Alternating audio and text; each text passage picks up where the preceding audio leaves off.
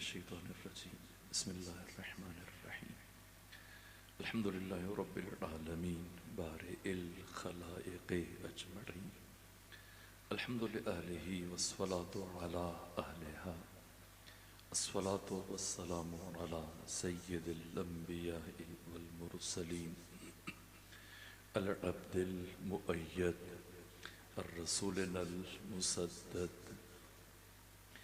المصطفى الأمجد الحبيب الأحمد النبي الأمي المكي المدني السراج المنير الكوكب الدري صاحب الوقار والسكينة المدفون بأرض مدينة سيدنا ونبينا وشفيع ذنوبنا وطبيب قلوبنا وحبيب نفوسنا ومولانا أبي القاسم محمد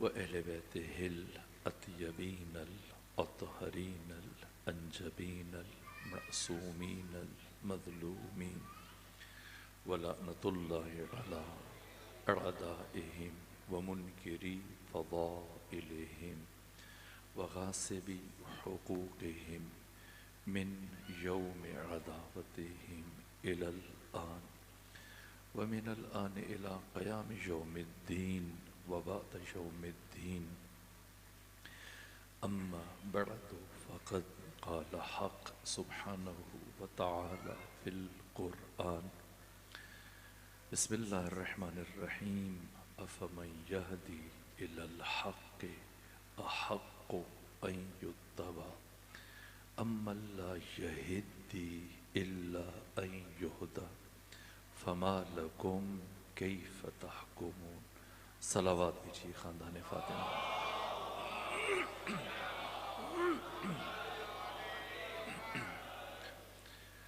شب شہادت ہم رسول اسلام حضرت حمزہ سید الشہداء اور ختمی مرتبت کے فرزند امام صادق علیہ الصلوۃ والسلام صلی اللہ محمد ان دو بزرگوار ہستیوں کی مظلومانہ شہادت کے موقع پر معصومین علیہ السلام کی بارگاہ میں آپ مومنین کی خدمت میں تعزیت پیش کرتا ہوں۔ موسم کی برہمی کے باوجود، بارش کی شدت کے باوجود دور و نزدیک سے آپ تشریف لائے۔ حق تعالی ہر قدم کے عوض میں آپ کو اجر عظیم عطا فرمائے۔ وہ دعائیں کہ جو زندگی میں آج تک آپ کے دلوں میں آپ کے وجدان میں محفوظ ہے، مسلسل طلب کے باوجود مرحلہ استجابت تک نہیں پہنچی ہے۔ آج کی شب کے صدقے میں پروردگار ہر مومن کی ہر دعا کو مستجاب فرمائے۔ آپ سب کو طول عمر، صحت اور سلامتی کے ساتھ گزارنے کی توفیق عطا فرمائے۔ دشمنان اسلام، دشمنان تشیع، دشمنان ولایت، تاریخ انسان کے بدترین کردار، اس عصر کے یزید و حرملہ، اس عصر کے ابن زیاد اور شمر، امریکہ، اسرائیل، ان کے تمام حواریوں کو پروردگار نیست و نابود فرمائے۔ امام زمانہ عجل اللہ تعالی فرج و شریف کے تمام اصحاب، تمام ساتھیوں کو، امام کے تمام سپاہیوں کی پروردگار حفاظت فرمائے۔ اور خدا سبحان مجھے اور آپ کو بھی آقا امام زمانہ کا سپاہی بننے کی توفیق عطا فرمائے۔ دو شخصیات کی شب شہادت ہے، لیکن بہرحال یہ دو مجالس امام ششم کی شہادت کے سلسلے میں برپا کی گئیں، تو میں کوشش کروں گا کہ آج اور کل امام کی سیرت کے کچھ ابعاد اور کچھ جہتیں، کچھ پہلو عرض کرنے میں کامیاب ہو سکوں۔ آپ کی ولادت باسعادت 83 ہجری عبد الملک بن مروان کے عہد حکومت میں ہوئی۔ مروان بن حکم وہ شخص کے جس کے باپ حکم کو ختمی مرتبت نے مدینہ کی سرزمین سے باہر نکل جانے کا حکم دیا اور فرمایا کہ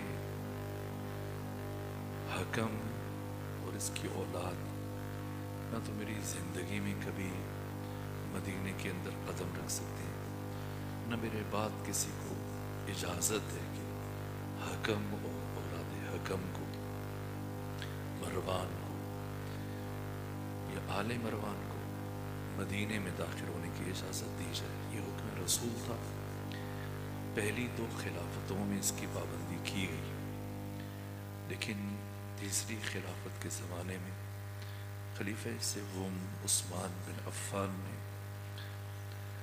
مروان بن حکم کو واپس مدینہ بلایا اور بلانے کے بعد پھر اپنا داماد بنایا، بیٹی کا رشتہ دیا، پھر حکومت کے تمام امور مروان بن حکم کے سپرد کیے۔ یہی چیز خلیفہ سوم کے قتل کا سبب بنی۔ 12 سال حکومت کے بعد اس بڑھاپے میں 88 برس کی عمر میں خود اپنے داماد مروان بن حکم کی وجہ سے خلیفہ سوم کی موت ہوئی ہے، قتل کیا گیا۔ وہ بہت مرا ہے۔ یہ مروان بن حکم تاریخ انسانی کا ایک بدترین کردار ہے، یہاں تک کہ معصومین اس کو لائق گفتگو نہیں سمجھتے تھے۔ پیغمبر اسلام بھی جب حکم سامنے آتا تھا، جتنا عرصہ وہ مدینہ مکہ میں پیغمبر اسلام کا سامنا ہوتا تھا تو پیغمبر دیکھ کے اپنا رخ موڑ لیتے تھے۔ یہی انداز امیر المومنین کا خود مروان کے ساتھ، حتیٰ تیسرے عہد خلافت میں جو بڑی شخصیات کے ساتھ ظلم ہوا، جیسے حضرت عبداللہ ابن مسعود کی پسلیاں توڑ دی گئیں، حضرت عمار یاسر کو زد و کوب کیا گیا، زخمی ہوئے، ساتھ میں جل قدر شخصیت حضرت ابو ذر غفاری، کبھی ان کو ربضہ منتقل کیا جاتا تھا، کبھی ان کو شام بھیجا جاتا تھا، کبھی واپس مدینہ بلایا جاتا تھا، اور یوں پردیس میں بھوک اور پیاس کی حالت میں حضرت ابو ذر کی شہادت ہوئی، اور حضرت ابو ذر کو مدینے میں نہیں رہنے دیا گیا، کیونکہ جب بھی غلط چیز دیکھتے تھے، غلط بات دیکھتے تھے، قیام فرماتے تھے، اور جرأت کے ساتھ، شجاعت کے ساتھ جتنا عرصہ مدینہ میں رہے، حاکم وقت کے دربار میں چلے جاتے تھے۔ کعب الاحبار جسے حکومت وقت نے منتخب کر رکھا تھا فتوے دینے کے لیے، احادیث بیان کرنے کے لیے، یہ یہودی تھا، اور اس نے بس برائے نام کلمہ پڑھا اور تیسری خلافت کے زمانے میں اسلام کو قبول کیا بظاہر، لیکن ہزاروں کی تعداد میں اس نے احادیث گڑھی۔ بارہا و بارہا جناب ابو ذر کا کعب الاحبار کے ساتھ تلخی ہوئی، حتیٰ اونٹ کی ہڈی اٹھا کر جناب ابو ذر نے کعب الاحبار کے سر پر دے ماری، اور اس موقع پہ مروان بن حکم موجود تھا۔ یہاں حکم جاری کیا گیا کہ اب ابو ذر کبھی بھی مدینے کے اندر نہیں رہ سکتا۔ وہ ابو ذر جن سے متعلق ختمی مرتبت نے فرمایا تھا کہ زمین نے کسی کو اپنے پروں کے اوپر اٹھایا نہیں، اور آسمان نے کسی کے اوپر سایہ کیا نہیں جو میرے ابو ذر سے زیادہ سچا ہو۔ اس ابو ذر کے لیے یہ حکم جاری کیا گیا کہ اب یہ کبھی بھی مدینے کے اندر قدم نہیں رکھ سکتے، اور پھر انہیں شہر بدر کر دیا گیا، اور ربضہ میں، پردیس میں، صحرا میں اپنی زوجہ کے ساتھ، بیٹی کے ساتھ بھوکے پیاسے شہید ہو۔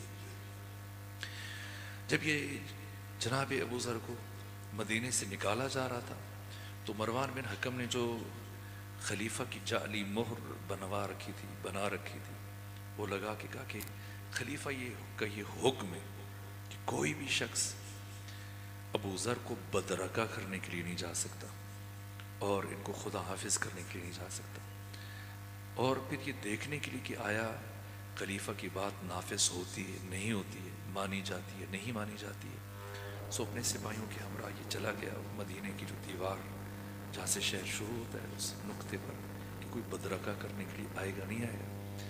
دیکھا مولا متقیان امام حسن امام حسین اور حضرت عمار یاسر کے ہمراہ حضرت ابوذر کو خدا حافظ کہنے کے لیے خود تشریف لائے. اس کے جب رخصت کر رہے تھے امیر المومنین تو جناب ابوذر نے کہا کہ ابوذر اور اس کی قیامت تک آنے والی نسل کے لیے یہ ایک اعزاز کافی ہے کہ مجھے علی اور حسن حسین خدا حافظ کرنے کے لیے آئے, رخصت کرنے کے لیے آئے.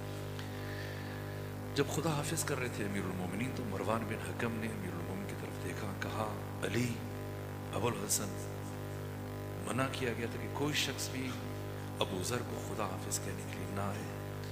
مولا متقیان وہی جو پیغمبر اسلام کی سیرت تھی. حضرت نے مروان بن حکم کو لائق جواب نہیں سمجھا, لائق گفتگو نہیں سمجھا, بلکہ وہ کھڑے کھڑے حضرت نے الٹے ہاتھ کا ایک تھپڑ مروان بن حکم کے چہرے پر مارا. یہ گھوڑے سے زمین پر گرا اور پھر اس کا چہرہ مڑ گیا اور زندگی بھر بھی یہ سامنے نہیں دیکھ سکتا تھا. سیدھا کبھی سیدھا نہیں دیکھ سکتا تھا, ہمیشہ گردن مڑی رہتی تھی.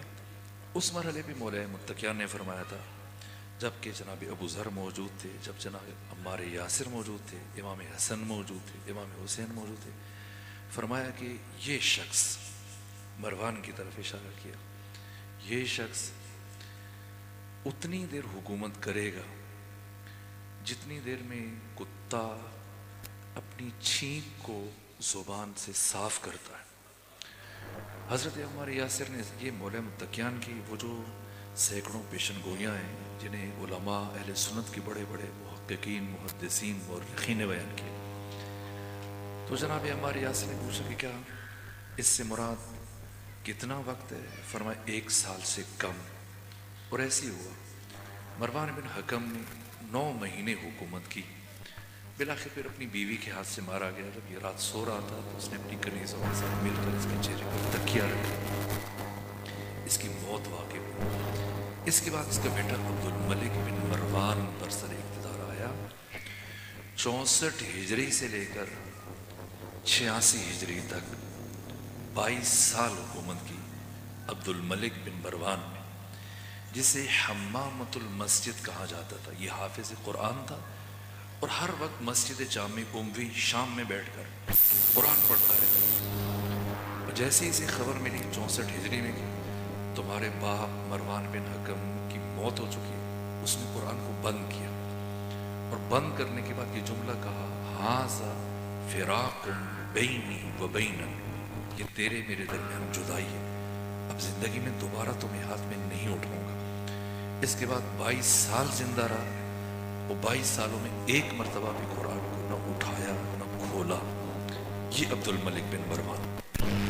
اس کے آدھے حکومت, اس نے 86 ہجری تک حکومت کی. اس کی حکومت کے آخری 3 سال 83 ہجری کے 17 ربیع الاول کو امام ششم امام جعفر صادق علیہ الصلوۃ والسلام کی ولادت ہوئی. ولادت ہوئی. اس کے اثر میں حضرت کی ولادت ہوئی ہے اپنے یہیں سے ہوئی. اور 86 ہجری کے آخر میں عبد الملک بن مروان کی موت ہوئی. اور اپنی زندگی کے آخری دنوں اس کے ہاں ایک مناظر آیا. یہ جو میں نے سرنامہ کلام میں قرآن مجید کی آیت پڑھی, وہ آیت کے جسے صدیقہ کبریٰ نے حاکم وقت کے سامنے تلاوت کیا تھا, افمن یہدی الی الحق احق ان یتبع امن لا یہدی الا ان یہدی فما لکم کیف تحکمون. یہ آیا کہ ہادی کون ہو سکتا؟ ہادی جو مہدی ہو. مہتدی کبھی بھی ہادی نہیں بن سکتا. ہادی روز اول سے مہدی ہوتا ہے. وہ دنیا میں آ کر کسی سے, حتیٰ کسی دوسرے معصوم سے بھی نہیں سیکھتا. میں یہیں سے بات شروع کر رہا ہوں. 86 ہجری میں عبد الملک بن مروان کی موت ہوئی ہے. اس کی زندگی کے آخری ایام کا یہ واقعہ ہے کہ ایک مناظر جو حافظ قرآن تھا، ہزاروں احادیث کا حافظ تھا، اور معقولات میں بھی منقولات میں بھی بہت شہرت رکھتا تھا، یہ شام میں عبد الملک کے پاس پہنچا اور ملاقات کر کے اپنے عقائد، نظریات، افکار بیان کیے. کہا یہ میرے نظریات ہیں جو میں جن پر کاربند ہوں، اور یہ قرآن اور سنت سے متصادم ہے، اور اب اگر تم ان کا جواب دے سکو یا کسی سے دلوا سکو تو ٹھیک ہے، اور اگر کوئی ان کا جواب نہ دے سکے تو پھر تم پر لازم ہے کہ میرے نظریات کو اسلامی دنیا میں جاری کرو، ان کو نافذ کرو، ان کا پرچار کرو، ان کی نشر و اشاعت کرو. عبد الملک بن مروان نے بالآخر برائے نام خلیفہ ہے، لیکن جب اس نے آ کر معترض ہوا، اپنے افکار، نظریات بیان کیے، اپنے معتقدات بیان کیے، تو اس نے بڑے بڑے نامور مفتی، قاضی القضات، محدثین کو بلایا، لیکن جو بھی اس سے گفتگو کرتا تھوڑے ہی وقت میں وہ خود اپنی شکست کا اعتراف کر لیتا. بہت ذہین، حاضر جواب، اہل علم تھا یہ فرد. تفسیر برہان کی پہلی جلد کے صفحہ نمبر 33 پر بھی، وہ خود حدیث کی کتب میں اور تاریخ کی کتب میں، شیخ عباس گمی نے اور الملا باقر مجلسی نے، باقی محدثین سیرت نگاروں نے اس واقعے کو تحریر کیا کہ یہاں تک کہ جب کوئی ایک فرد نہیں بچا کہ جو اس کے ساتھ مقابلہ کر سکے، گفتگو کر سکے، مناظرہ کر سکے، مباحثہ کر سکے، تو مجبور ہو کر عبد الملک بن مروان نے اپنے قاصد کو مدینہ روانہ کیا. کس کی طرف؟ علی بن حسین علیہ آلاف و تحیت و ثنا، امام سجاد کی طرف، کہ آپ امام وقت ہیں، فرزند رسول ہیں، آئیں خود اسلام کی تعلیمات اور قرآن مجید کے افکار معرض خطر میں، اور آ کر ان باتوں کا جواب دیجیے. اس لیے کہ کوئی ایسا فرد اور عالم اب تک نہیں بچا جس کو میں لے کے نہیں آیا، لیکن سب کے سب لاجواب ہو چکے. خود اسلام کی جو بنیادی ترین عقائد ہیں معرض خطر میں، مجبور ہو کر مجھے انہیں قبول کرنا پڑے. جیسے یہ خط لے کر قاصد پہنچا امام چہاروں کے پاس، تو امام کو دین کے، امام کا مقصد یہ تحفظ دین اور محافظ دین ہے. امام جب بھی کسی دشمن نے بلایا، بنو امیہ میں سے، بنو عباس میں سے، اس سے پہلے خلفائے ثلاثہ نے جب بھی دربار میں مشکل ترین مراحل میں بلایا، مولا متقیان کو، باقی ائمہ کو تشریف لے کر جاتے تھے.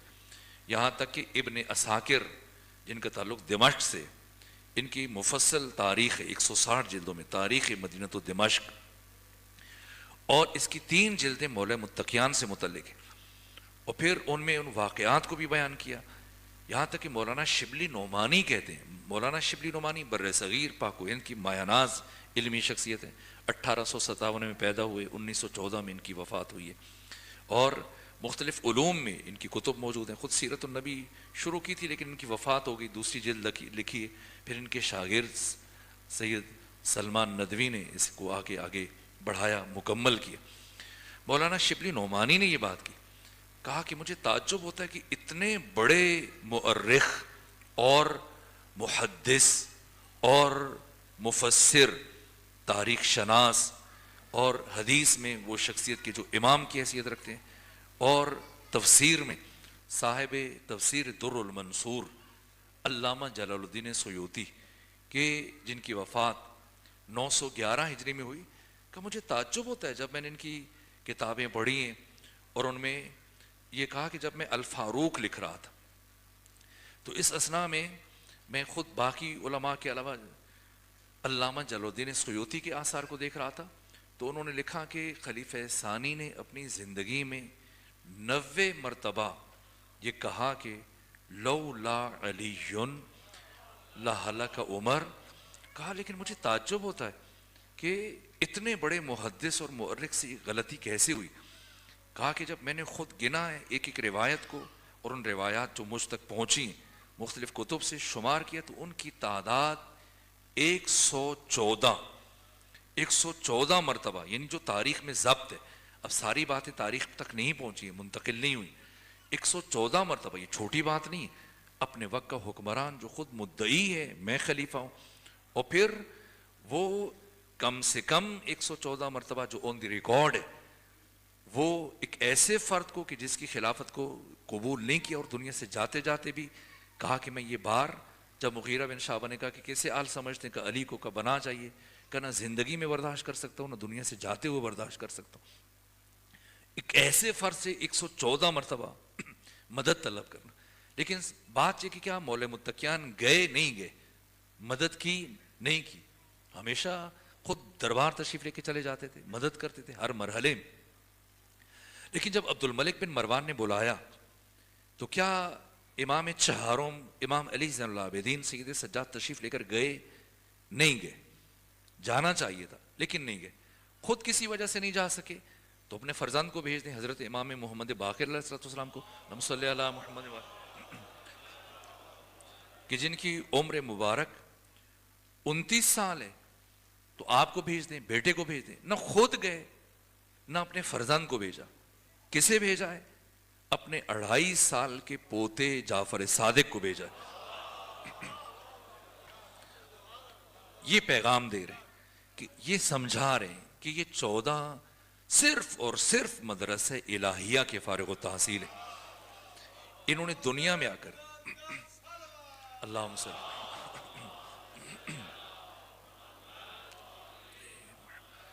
امام گئے, وہ پہنچے اپنے غلام کے ہمراہ روانہ کی, اور جیسی اس صغر سنی میں 2.5 برس کی عمر میں امام صادق دربار میں تشریف لے کر گئے اور بیٹھے ایک مقام پر, تو بتایا گیا کہ اس طرح سے مدینہ سے تشریف لائے اور امام علی زین العابدین کے پوتے. عبد الملک بن مروان کی نگاہ پڑی, دیکھا کہ ایک چھوٹا سا بچہ میرے دربار میں بیٹھا ہے. پوچھے یہ کون ہے؟ کہا کہ آپ نے امام علی زین العابدین کو خط لکھا تو انہوں نے اپنے پوتے کو بھیجا ہے. اسے غصہ آیا کہ خود نہیں آنا تھا نہ آتے, میرے ساتھ کم سے کم یہ مذاق نہ کرتے کہ اس ملک کے تمام افاضل, علماء, دانشور, محدث, اہل علم, فقہا سب کے سب شکست کھائی, سب نے اپنی شکست کا اعتراف کیا, اور ایک بچہ کیا بات کرے. جب یہ الفاظ سنے تو امام صادق اپنے مقام سے اٹھے اور چلتے ہوئے آگے بڑھے. فرمایا کہ تمہیں مشکل نہیں ہوگی, پریشانی نہیں ہوگی, اس سے کہو جو پوچھنا چاہتے ہیں مجھ سے پوچھے, جو سوال کرنا چاہتے ہیں مجھ سے سوال کرے. پہلا سوال جو اس قدریم, پہلے تو اس نے کہا کہ کیا بڑے ختم ہو گئے کہ بچوں کو لے کے آگے ہو میرے مقابلے میں؟ توہین ہے کہ ایک 2-2.5 سال کے بچے کے ساتھ میں بات کروں. تو امام نے فرمایا کہ تم بات کرو, تمہیں زیادہ دیر انتظار نہیں کرنا پڑے گا. کہ اگر اتنا اعتماد جب دیکھا تو کہا اچھا اگر اتنے پر اعتماد ہیں تو میرے ایک سوال کا جواب دیں. فرمایا کون سا سوال؟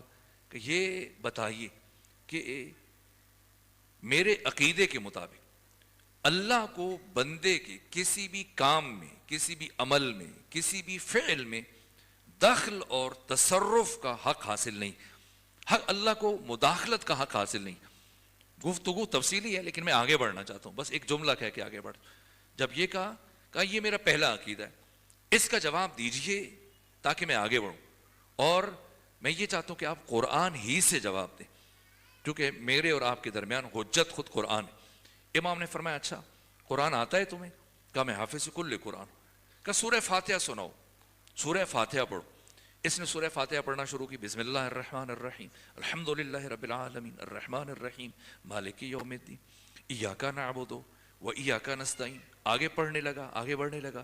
امام نے فرمایا رکو ٹھہرو. کہ کیوں سورہ تو مکمل کرنے دی؟ فرمایا نہ ضرورت نہیں ہے, بس اتنا بتاؤ کہ جب تمہارے عقیدے کے مطابق اللہ کو بندے کے کسی بھی کام میں, عمل میں, فعل میں دخل, تصرف, مداخلت کا حق حاصل نہیں ہے تو پھر ایاک نستعین کہہ کے خود اللہ کو مداخلت کے لیے کیوں بلا رہے ہو؟ جیسی سنا ہل کر رہ گیا, آگے بڑھا, امام کے ہاتھ کا بوسہ لیا کہ یقین ہو گیا کہ جو پہلے آئے تھے وہ اور تھے, جو اب آیا وہ اور ہے. اور اس کے بعد کہا اللہ اعلم حیث یجعل رسالتہ, اللہ بہتر جانتے کہ اپنی رسالت کو کون سے خاندان میں قرار دے. اللہ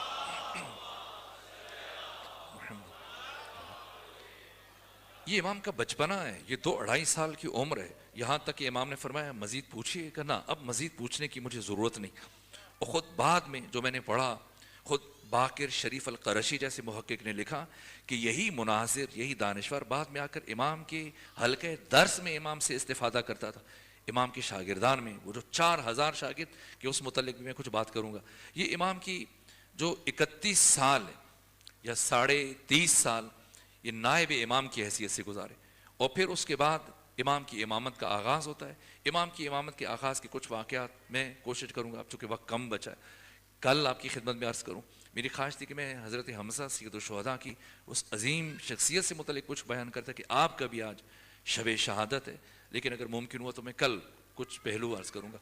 یہ تقریباً 35 سال امام کا عہد امامت، اس سے پہلے کے معصومین کو ایسا موقع نہیں ملا، آپ جانتے ہیں اجمالی طور پر، اور اس کے بعد کے جو معصومین علیہ الصلوۃ والسلام ہیں سوائے امام علی ابن موسیٰ الرضا کے، اور آپ کو بھی ایک مختصر وقت ملا، چند سال ملے، باقی کسی معصوم کو ایسا موقع نہیں ملا۔ پہلی مرتبہ تاریخ اسلام میں اور تاریخ امامت میں 250 سالوں کے درمیان امام جعفر صادق علیہ السلام کو یہ موقع میسر آیا کہ آپ علوم اہل بیت کی ترویج کر سکیں۔ البتہ یہ سادہ نہیں تھا، یہاں تک کہ آپ کے چچا جناب زید بن علی بن حسین، جن سے خود امام بہت زیادہ محبت کرتے تھے، جناب زید بن علی بن حسین غیر معمولی شخصیت ہے۔ جناب حضرت زید وہ شخصیت کی یہ جو 54 دعائیں آپ صحیفہ سجادیہ میں پڑھتے، یہ 54 دعائیں امام سجاد نے اپنے فرزند جناب زید کو خود املا کروائی تھی۔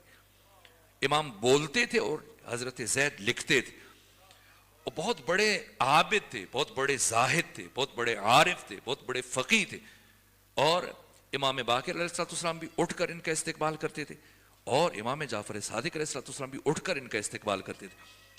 یہ بہت بڑی شخصیت ہے، لیکن جس بے دردی سے آپ کو شہید کیا گیا کہ آپ کی لاش کو بھی جلا کر راکھ کر دیا گیا۔ ابھی جو آپ زیارات کے لیے جاتے ہیں اور جو روضہ بنا ہوا ہے، ایسا نہیں شاید بعض افراد سمجھتے ہو کہ یہاں پر ان کو دفن کیا گیا، نہیں، یہ وہ جگہ ہے جہاں پر آپ کو جلایا گیا اور پھر آپ کی راکھ کو بھی پانی میں بہا دیا گیا۔ آپ کی مظلومانہ شہادت ایک ایسا مرحلہ تھا کہ بہت ایک تحول آیا، بہت شور اٹھا، لیکن امام صادق خاموش ہے، ہم نے سمجھنا ہے، اس لیے تاکہ درک کریں کہ امام صادق علیہ السلام نے کیا کیا اور کس انداز سے۔ دیکھیے آپ سب کے سب جو بیٹھے ہیں، علوی ہیں، مہدوی ہیں، حسنی ہیں، حسینی ہیں، فاطمی ہیں، لیکن اس کے باوجود دنیا میں دوست دشمن آپ کو جعفری کے نام سے یاد کرتے۔ کیوں؟ ہمارا تشخص امام جعفر صادق علیہ السلام کی شخصیت، کیا کیا امام نے اور کس مشکل ترین دور میں۔ اگر امنیت تھی تو وہ نسبی تھی باقی ائمہ کی نسبت، ورنہ آپ صورتحال دیکھیں، ایک طرف آپ کے چچا جناب زید کو جس بے دردی سے شہید کیا گیا، دوسری طرف آپ دیکھیے محمد نفس زکیہ جن کا لقب ہے، یہ محمد نفس زکیہ اور ان کے چھوٹے بھائی ابراہیم، یہ دو وہ جلیل قدر شخصیات ہیں۔ یہ ہر دو فرزند ہیں عبداللہ محض کے۔ عبداللہ محض فرزند ہیں جناب حسن مصنع کے، حسن مصنع فرزند ہیں امام حسن مجتبیٰ کے۔ یہ محمد نفس زکیہ اور جناب ابراہیم جب ہر دو نے حکومت کے خلاف قیام کیا تو ان کی اتنی محبوبیت تھی، جذابیت تھی کہ ائمہ اربعہ سواد اعظم کے جو دو بڑے امام ہیں، امام ابو حنیفہ نعمان بن ثابت اور امام مالک ابن انس، ہر دو نے محمد نفس زکیہ اور ان کے بھائی ابراہیم کی مدد، نصرت، حمایت اور تائید کے وجوب کا فتویٰ دیا کہ اگر کوئی ان کی مدد نہیں کرے گا وہ گنہگار ہے اللہ کی بارگاہ۔ اس کے باوجود وہ شخصیت جو ان دو افراد سے بہت قریب ہیں، امام جعفر صادق علیہ السلام، کچھ بھی نہیں کہا، یہاں تک کہ دونوں بھائیوں کو جب دونوں بھائیوں نے جنگ لڑی اور اس اثناء میں پھر انہیں گرفتار کیا گیا، پھر شہید کیا گیا، اور دونوں بھائیوں کے کٹے ہوئے سر جب زندان میں حضرت عبداللہ بن محض کے پاس بھیجے گئے اور دونوں جیسے چاند کے ٹکڑے ہوں، اتنے حسین تھے کہ حضرت عبداللہ بن محض نے جب اپنے دونوں بیٹوں کے کٹے ہوئے سر دیکھے تشت میں، وہی چیخ ماری، ان کی وہیں پر شہادت ہوگی۔ اس کے باوجود امام صادق علیہ السلام خاموش ہے، خاموش ہے۔ تیسری جانب آپ دیکھیے، اولاد امام حسن مجتبیٰ کو ہاتھوں میں رسیاں پہنائی گئی، پاؤں میں بیڑیاں پہنائی گئی، بے کجاوا اونٹوں پر بٹھایا گیا، سب کے گھروں کو آگ لگا دی گئی اور سب کو مدینے سے نکال دیا گیا۔ اس عالم میں بے کجاوا اونٹوں پر بٹھا کر تازیانے مارتے ہوئے نکالا گیا. لیکن امام صادق اتنے دکھی تھے, اتنا گریہ کیا آپ نے کہ آپ مسلسل 20 دن تک حالت بیماری میں رہے اور اتنے کمزور ہو گئے کہ آپ گھر سے مسجد تک چل کے نہیں آ سکتے تھے. اس کے باوجود صبر کیا. چوتھی جانب آپ دیکھیے, عراق سے ابو سلمہ خلال, اس نے بنو امیہ سے حکومت چھین لی, ان کے کارندوں کو مار کے بھگا دیا اور کچھ افراد کو گرفتار کر لیا. اور حکومت اپنے ہاتھ میں لینے کے بعد ابو سلمہ خلال نے ایک خط بھیجا امام صادق کی طرف اور کہا کہ حکومت آپ کے سپرد کرنا چاہتے ہیں, آئیے اور اپنی امانت سنبھال لیجیے. جب یہ خط دے کے بھیجا قاصد کو, تو اس وقت امام صادق مسجد نبوی میں پیغمبر گرامی اسلام کے اور قبر کے قریب بیٹھ کر ایک چراغ کی روشنی میں, رات کا وقت تھا, قرآن مجید کی تلاوت کر رہے تھے. اور جیسے ہی خط دیکھا, کھولا, پڑھا اور پڑھنے کے بعد ایک طرف رکھ دیا, دوبارہ تلاوت میں مصروف ہو گئے. اور بہت دیر گزر گئی تو اس قاصد نے کہا کہ مجھے اس کا جواب چاہیے. مجھے ابو سلمہ خلال نے کہہ کے بھیجا ہے کہ اس خط کا جواب لیے بغیر نہیں آنا. امام نے فرمایا جواب چاہیے؟ کہا مجھے جواب چاہیے.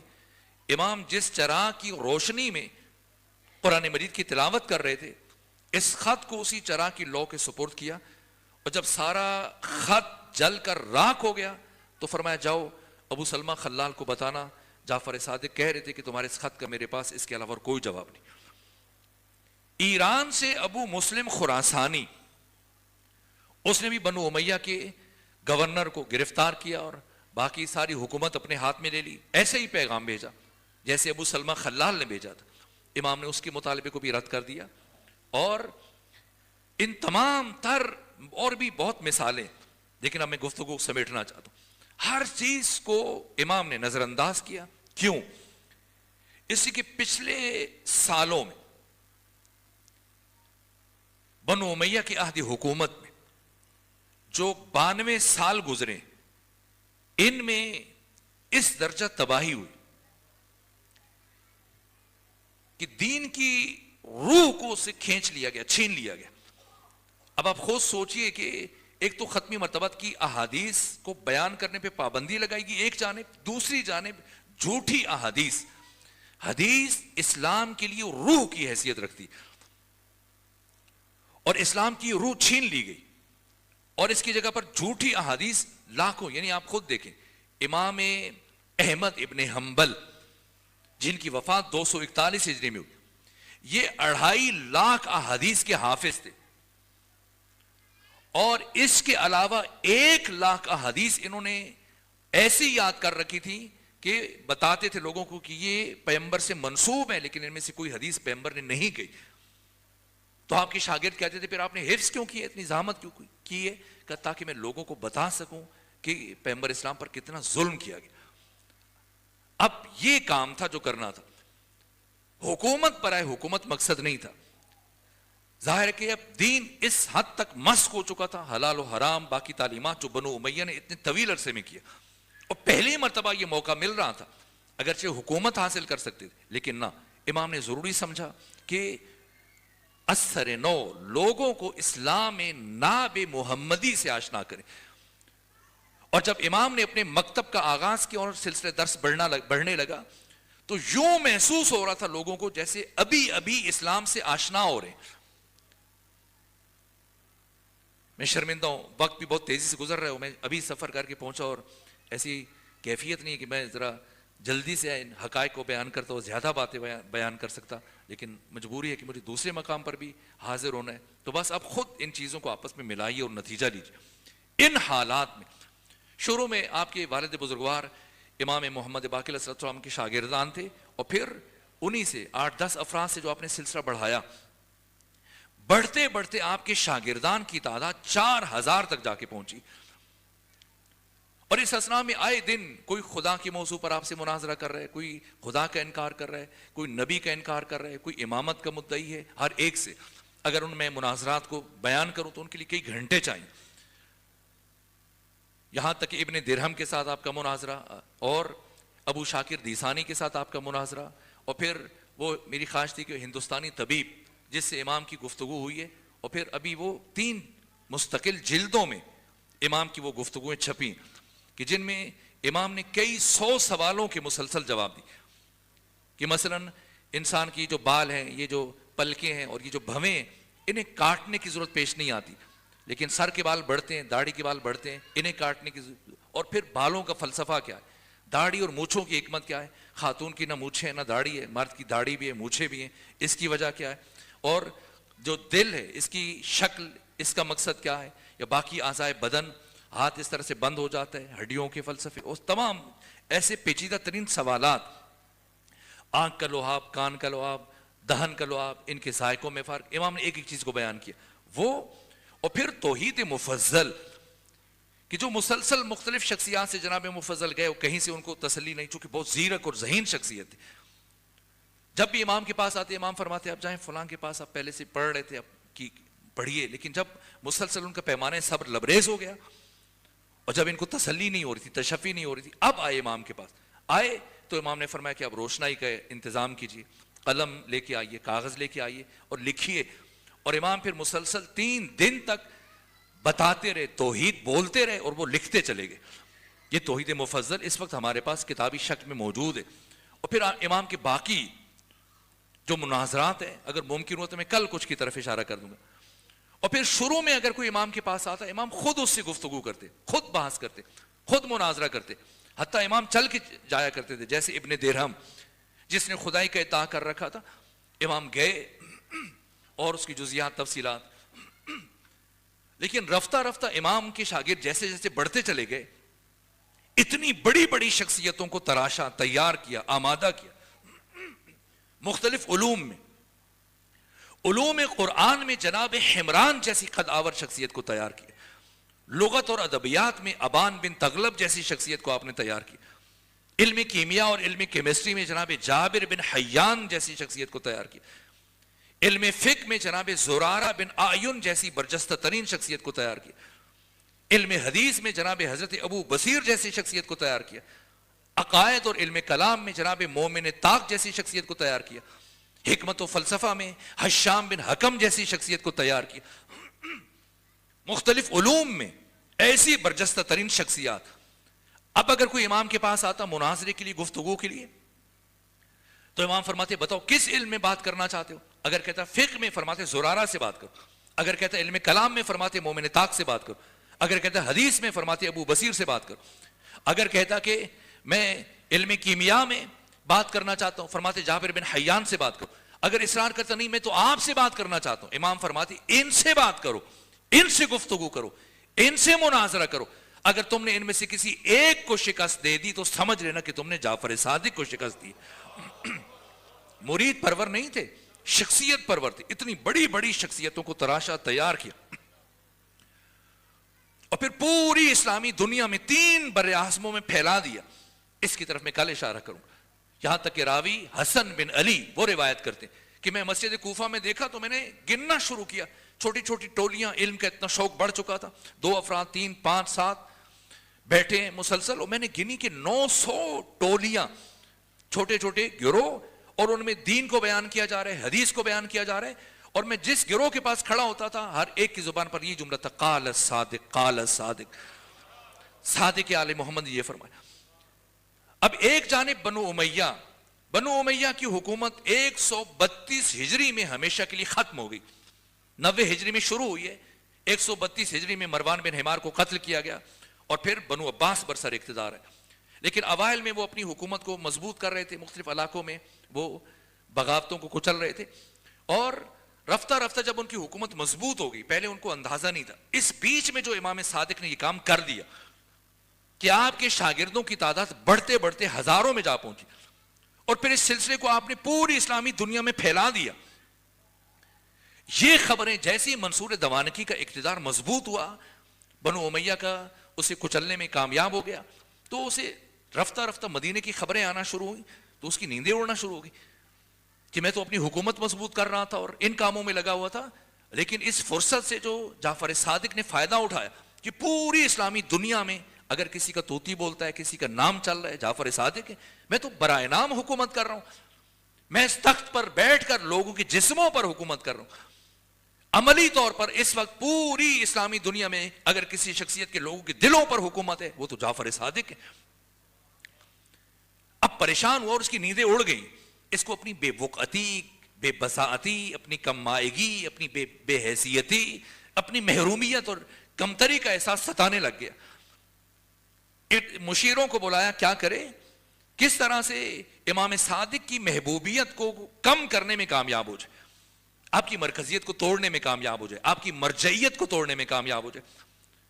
مجھ سے میرے عزیز نے کہا کہ وہ ایک جو منصور دوانکی کے دربار میں آپ نے بیان کیا تھا، وقت نہیں بچا لیکن میں چند جملے عرض کر دیتا ہوں. یہاں اس نے جب مشورہ کیا تو کسی نے کہا کہ آپ اپنے دربار میں امام صادق کو بلاؤ اور اسلامی دنیا سے کسی ایسے اہل علم کو تلاش کرو جو امام صادق سے ایسے سوال پوچھیں کہ وہ لاجواب ہو جائے. اور جب وہ جواب نہ دے سکے تو تمہارے پاس یہ جواز آئے گا کہ تم امام صادق کے حلقہ درس پر پابندی لگا سکتے ہو اور یوں ان کی مرکزیت کو توڑنے میں کامیاب ہو سکتے ہو. کہ ایسا شخص کہ جو بات کا جواب دینے کی صلاحیت نہیں رکھتا تو اسے امامت کا حق نہیں ہے، نہ مسند درس بچھانے کا حق ہے. تو اب اس نے ڈھونڈنا شروع کیا، اسلامی دنیا سے پوچھتا ہے بھئی کون کوئی ایسا عالم، کوئی محدث، کوئی بڑا فقیہ، کوئی اسکالر مل جائے، کوئی دانشور مل جائے. لیکن جس سے بھی رابطہ کرتا ہے یا تو وہ براہ راست امام جعفر صادق کا شاگرد ہے یا آپ کے کسی شاگرد کا شاگرد ہے. مسلسل تتبع تفحص، چھان پھٹک کرتے ہوئے، ڈھونڈتے ہوئے، تلاش کرتے ہوئے ایک فرد تک پہنچا جس کی بہت دور تک شہرت تھی، اپنے حافظے کی وجہ سے، حاضر جوابی کی وجہ سے، اپنی معلومات کی وجہ سے. ایک نام تھا، کون؟ نعمان بن ثابت، کنیت ابو حنیفہ. بلایا اور کہا دربار میں گفتگو کی، کہا میں نے آپ کا بہت نام سنا ہے، میں چاہتا ہوں کہ آپ میرے دربار میں خواص کی موجودگی میں، علماء اور مفتیان اور فقہاء اور دانشوروں کی موجودگی میں، میرے درباریوں اور سرداران بنو عباس کی موجودگی میں جعفر صادق سے کچھ ایسے سوال پوچھیں کہ وہ جواب نہ دے سکے. میں اتنا آپ کو مالا مال کر دوں گا کہ آپ کی نسلوں کے لیے کافی ہو جائے گا، اور سرکاری سطح پر میں آپ کی امامت کا اعلان کروں گا، آپ کو امام اعظم کا خطاب دوں گا. پہلے تو قبول نہیں کیا، کہا میں ان کا شاگرد ہوں، رہ چکا ہوں، ان سے استفادہ کر چکا ہوں. لیکن مسلسل تخویف اور تحریض کے نتیجے میں قبول کر لیا. کہا لیکن میں فوری طور پر ابھی آمادہ نہیں ہوں کہ ان سے پوچھ سکوں، مجھے کچھ وقت دیں. یہاں تک کہ 4 مہینے کے بعد جناب نعمان بن ثابت ابو حنیفہ 40 سوالات لے کر منصور دوانقی ابو حنیفہ ان کے پاس آئے، منصور دوانقی عباسی خلیفہ کے پاس، اور کہا کہ اب میں وہ سوال لے آیا ہوں اور اب آپ مدینے سے امام صادق کو بلائیں، مجھے یقین ہے کہ وہ ان سوالوں کا جواب نہیں دے پائیں. اگر 1-2 سوالوں کا جواب دے سکے لیکن سب کا جواب نہیں دے پائیں اور آپ کا مقصد حاصل ہو جائے گا.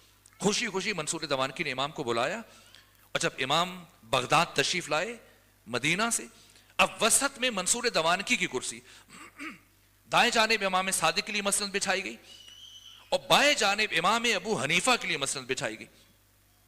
اب آپ ظرف کی بلندی کی انتہا دیکھیے کہ منصور دوانقی نے تعارف شروع کیا کہ ہمارے ملک کے بہت بڑے دانشور ہیں، عالم ہیں، فقیہ ہیں، اور ہم چاہتے ہیں کہ وہ سب کی موجودگی میں آپ سے کچھ سوال کریں، پوچھیں تاکہ ہم سب کے علم میں بھی اضافہ ہو جائے، ہمیں بھی وہ سننے کا موقع مل جائے. امام نے نہیں فرمایا یہ تو میرا شاگرد ہے، یہ تو مجھ سے پڑھتا رہا ہے، کسے لے کے آ گیا؟ بس اتنا فرمایا، ہاں ہم انہیں جانتے ہیں، ان سے کہ یہ جو پوچھنا چاہتے ہیں پوچھیں. جب امام نے فری ہینڈ دیا، لیکن پھر انہوں نے جو سوالات پوچھے، کہا پہلا سوال جو پوچھا، کہا کہ اے ابا عبداللہ یہ بتائیے کہ مردار اور ذبیحہ میں کیا فرق ہے؟ کیوں ایک کا گوشت حلال ہے دوسرے کا گوشت حرام ہے؟ امام نے فرمایا خون کا فرق ہے، خون کا، ایک کا خون اس کے جسم سے نکل جاتا ہے اس لیے وہ حلال ہے، دوسرے کا خون اس کے جسم کے اندر رہ جاتا ہے اس لیے وہ حرام ہے. کہا اچھا اگر خون کی وجہ سے مردار کا گوشت اللہ نے حرام قرار دیا ہے تو پھر خون میں ایسا کیا ضرر ہے، کیا نقصان ہے؟ امام نے فرمایا 3 نقصان ہے. پہلا نقصان، اگر کوئی خون پیے گا، استعمال کرے گا تو قسی القلب ہو جائے گا، سنگ دل ہو جائے گا، پتھر دل بن جائے گا، درندہ بن جائے گا، وحشی بن جائے گا.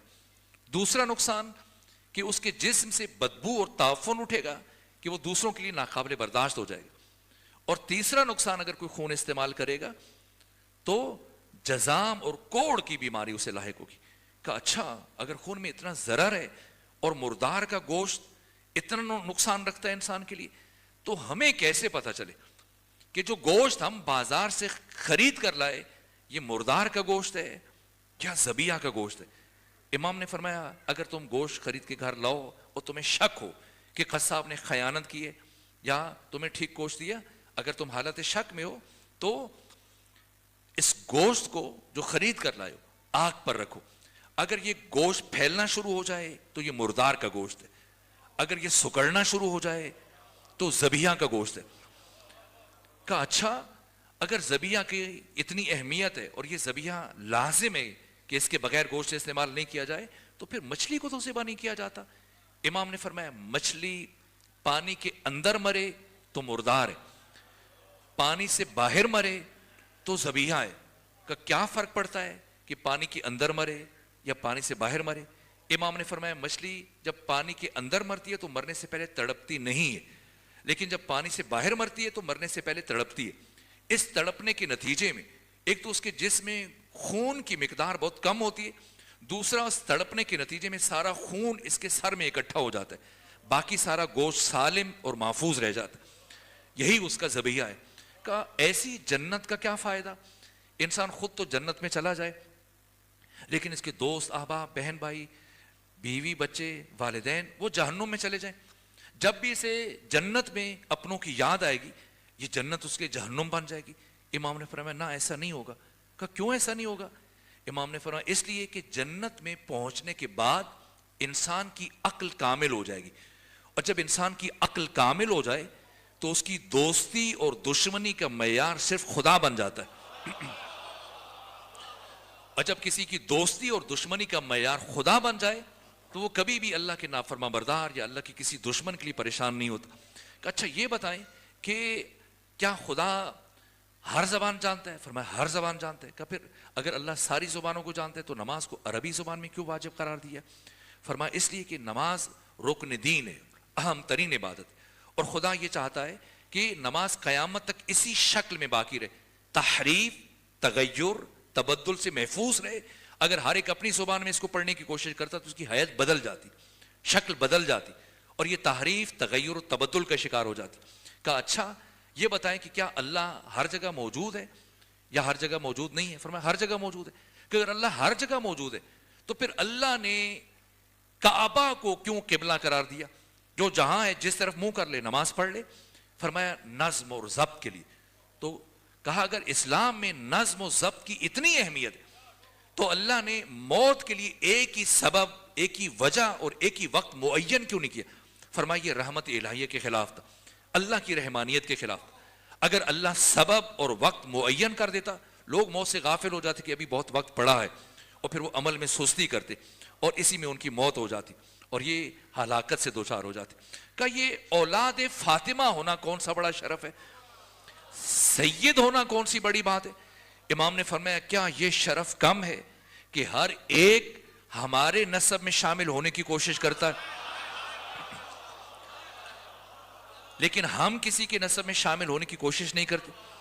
کہ یہ بتائیے کہ اعمال جو انسان انجام دیتا ہے یہ مادی ہیں یا معنوی اور روحانی ہیں؟ فرمایا روحانی۔ کہ اگر اعمال ان کا اجر ثواب پاداش معنوی اور روحانی ہے تو اللہ نے قرآن میں یہ کیوں فرمایا کہ قیامت کے دن اعمال کو تولا جائے گا؟ بھلا وہ کیسا ترازو ہے جن پر اعمال کو تولا جا سکے؟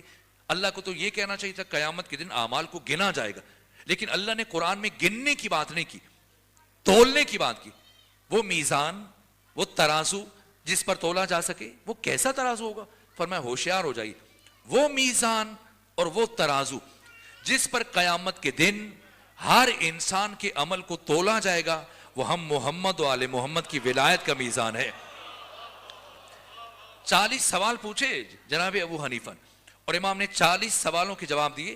ہر سوال کے جواب میں علماء بصرہ کا نظریہ بیان کیا، علماء کوفہ کا نظریہ بیان کیا، علماء حجاز کا نظریہ بیان کیا، قرآن و سنت سے پھر اپنا نقطہ نظر بیان کیا۔ اگرچہ دشمن نے بلایا، بہکاوے میں آئے، لالچ کی وجہ سے، خوف کی وجہ سے، اور امام کے اپنے ہی استاد کے مقابلے میں آگے، اس کے باوجود امام کے شاگرد رہ چکے تھے، 2 سال مسلسل پڑھتے رہے اور خود یہ اعتراف کرتے اور زندگی میں بارہا یہ جملہ کہا جناب نعمان بن ثابت نے کہ لولا السنتان لہلک النعمان، کہ اگر جعفر صادق کی صحبت میں 2 سال مجھے نہ ملے ہو تو تمہیں ہلاک ہو جاتا.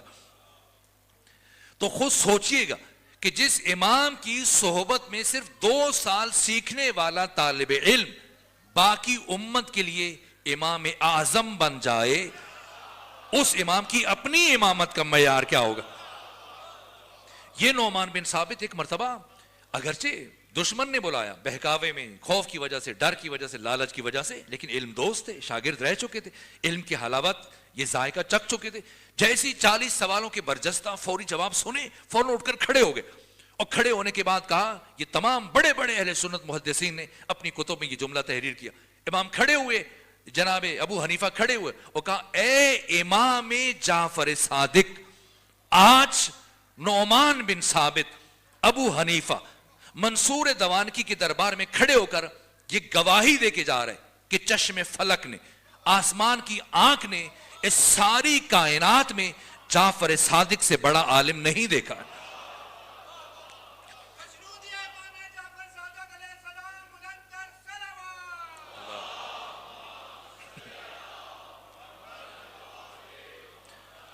میں شرمندہ ہوں, وقت تمام ہوا.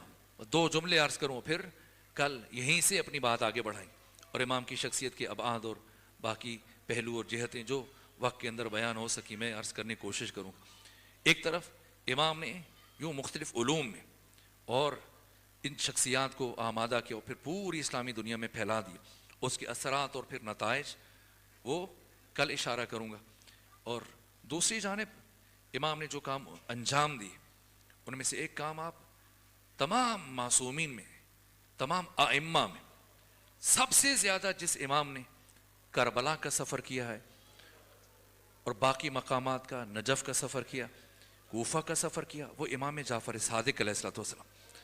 باقاعدگی سے کبھی مسلسل سالوں میں آتے, کبھی 1 سال چھوڑ کر آپ تشریف لے کے جاتے, اور ابھی بھی عقیل بھائی اور باقی افراد آپ جاتے ہیں زیارات کے لیے. یہ مقام امام جعفر صادق ہے, یہاں حضرت رکا کرتے تھے اصحاب سے.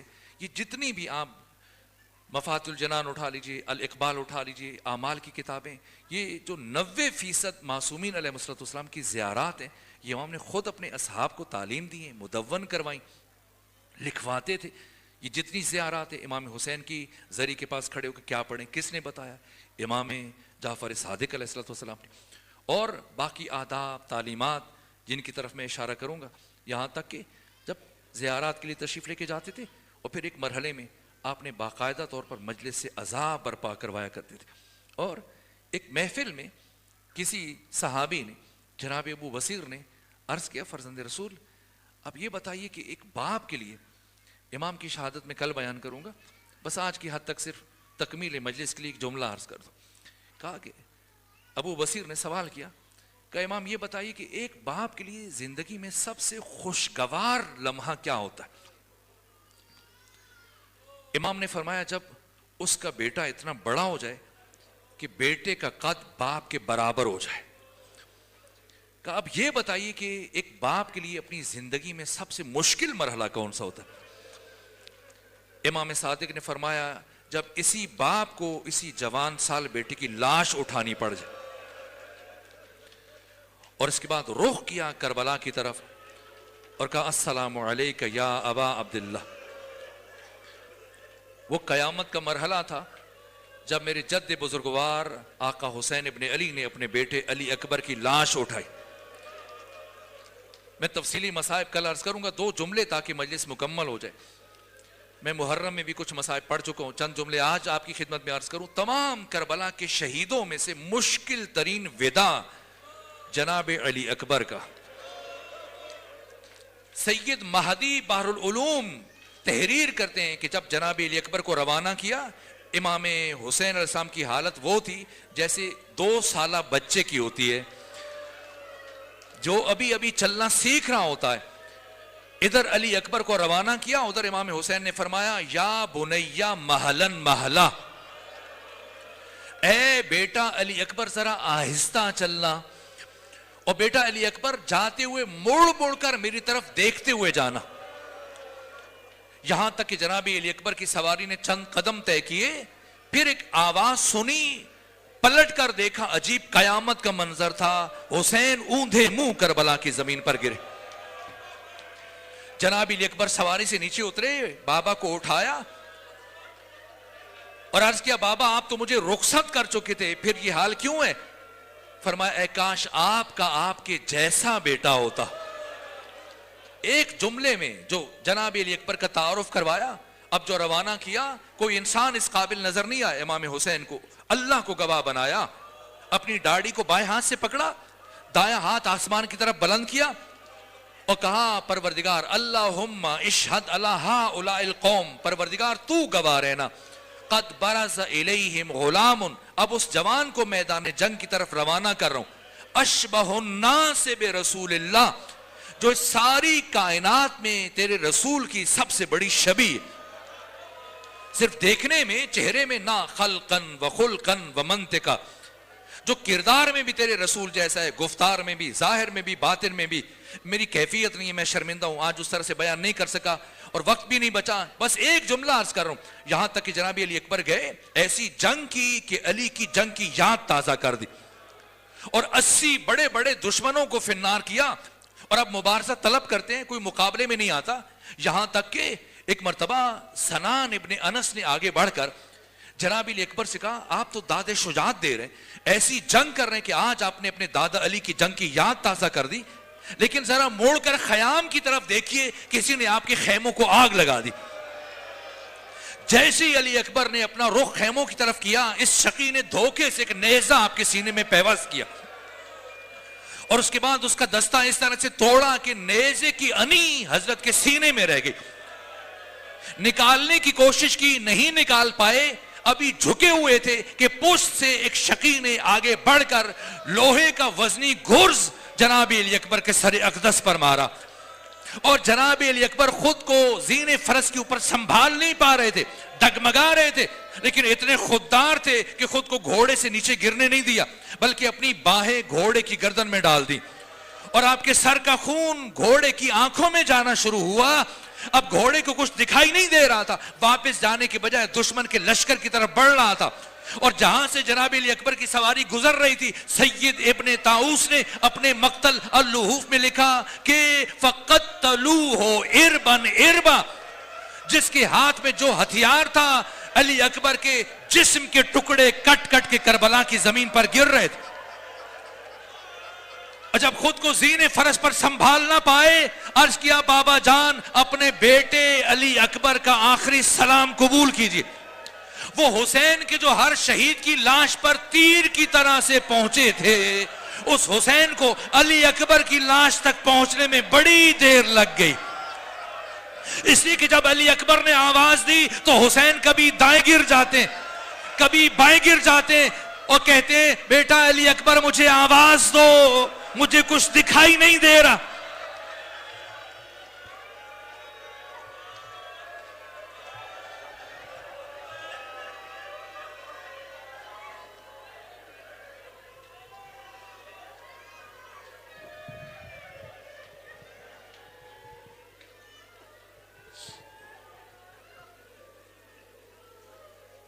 السلام علیکم یا نبی اللہ،